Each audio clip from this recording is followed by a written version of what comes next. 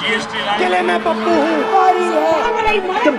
விரோத நடவடிக்கை கையில் நெல்லில் அம்பு தூக்கி அடிச்சிருப்பாங்க நாம கூட நல்லா தான் இருக்கிறோம் திடீர்னு காசு வந்து எதுவா பேசுங்க கொஞ்சமாவது சூடு சொன்னாக்குதா? ஏய் யாரை பத்தி சொன்ன? டேய் டீய சொன்னடா. என்னடா கோச்சிக்காதா? பால் இன்னும் சூடு பிடிக்கல. பிடிச்சிட்டாலும் தேர்தல் களம் கூட சூடு பிடிச்சிருச்சு. ஆனா உன் கடையில இருக்கிற டீ மட்டும் சூடே பிடிக்க மாட்டேங்குது. தேர்தல் களம் சூடு பிடிக்க சொன்னியே அது வைதாப்பா. எல்லா சோகத்திலையும் கட்சி சின்னத்தை வரைஞ்சதால வரைகிறதுக்கு இடம் இல்லாம ஒருத்தன் மூஞ்சிலி முதிலி வரைஞ்சிட்டு போறாப்பா. என்ன கூட ஒருத்தன் மூஞ்சில சின்ன வரைஞ்சிக்கிறியா 300 ரூபாய் தரேன்னு கேட்கறான்பா. எப்பா தினைக்கு 300 ரூபா ஓகேப்பா. பேக்காச்சா பேச காட்டிடுவோம். செவுத்துல சின்ன வர இடம் இல்ல அதுக்காக சொன்னேன். செவுத்துல இடம் இல்லைன்னா என்ன? அதான் சேலையில வரைஞ்சிட்டாங்களே. என்னது சேலையில வரைஞ்சிட்டாங்களா? அட ஆமாண்ணே, உங்களுக்கு விஷயமே தெரியாதா? நம்ம பாரத மாண்போட முகம் போட்ட சேலைகளை டிசைனா உருவாக்கி இருக்காங்களாம். இந்த 5 வருஷத்துல மக்களுக்கு ஏதாவது சேவை செஞ்சிருந்தா அந்த சேவையை நம்பி இருப்பாங்க. அது இல்லாதனால தான் சேலையை நம்புறாங்க போல இருக்கு. அந்த சேலையை யாராவது பாத்துருக்கீங்களாப்பா?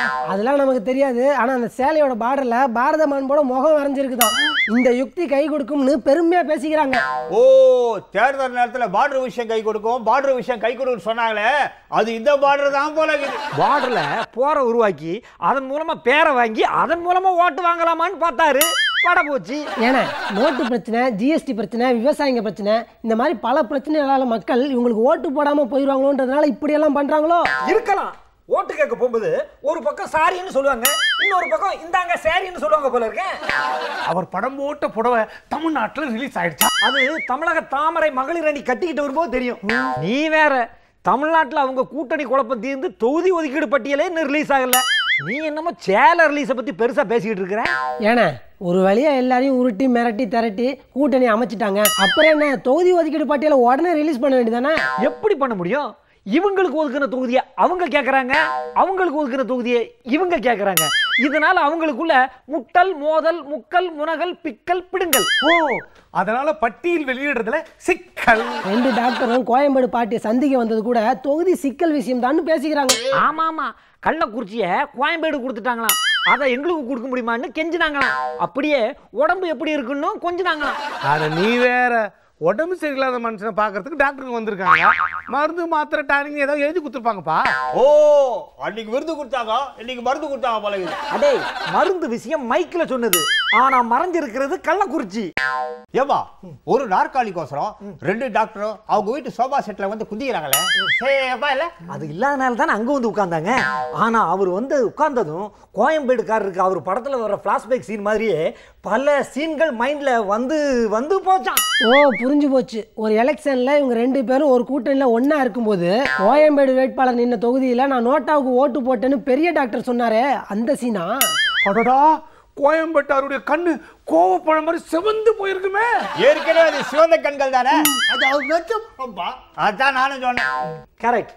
பார்ட்டி டென்ஷன் ஆகி கள்ளக்குறிச்சி இல்ல பாஞ்சாலங்குறிச்சி இல்ல கிளம்புங்க காத்து வரட்டும்னு சொல்லிட்டாராம்.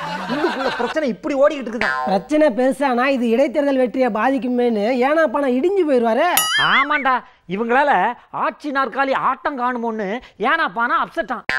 நாடாளுமன்ற நாற்காலி கிடைக்காதோன்னு தாமரத்தலைமை அப்செட்டான். ஏன்னா நீங்க நாற்காலின்னு சொன்னோன்னதான் ஒரு விஷயம் ஞாபகத்துக்கு வருது. நம்ம பாரத மாண்புக்காக ஸ்பெஷலா செஞ்சு வச்ச ஒரு ராசி நாற்காலி இருக்குதாமே. ஓசி நாற்காலி கேள்விப்பட்டுக்கிறேன். அது என்ன ராசி நாற்காலி? அதாவது 2013 ஒரு பொதுக்கூட்டத்துல இப்ப இருக்கிற பாரத மாண்பு ஒரு நாற்காலில உட்கார்ந்தாராம். 2014 தேர்தல் நேரத்துல மறுபடியும் அந்த நாற்காலில உட்கார்ந்தாராம். அப்போ நடந்த நாடாளுமன்ற தேர்தலில் ஒரு அமோக வெற்றி பெற்று பிஎம்மா உட்கார்ந்தாராம். அப்புறம் 2017 ஊபி சட்டமன்ற தேர்தலுக்கு முன்னால ஒரு பொதுக்கூட்டத்தில் அதே நாற்காலியில உட்கார்ந்தாராம். அப்போ ஊபியில ஆட்சியை பிடிச்சாங்களாம். அப்பலேருந்து அந்த நாற்காலி ராசியான நாற்காலி ஆயிடுச்சான். இப்ப அதுல உட்கார போறாருன்னு பேசிக்கிறாங்க. சமீபத்தில் நடந்த இடைத்தேர்தலில் தோத்தாங்களே, அப்ப மட்டும் அந்த நாற்காலில உட்கார மறந்துட்டாங்க போல.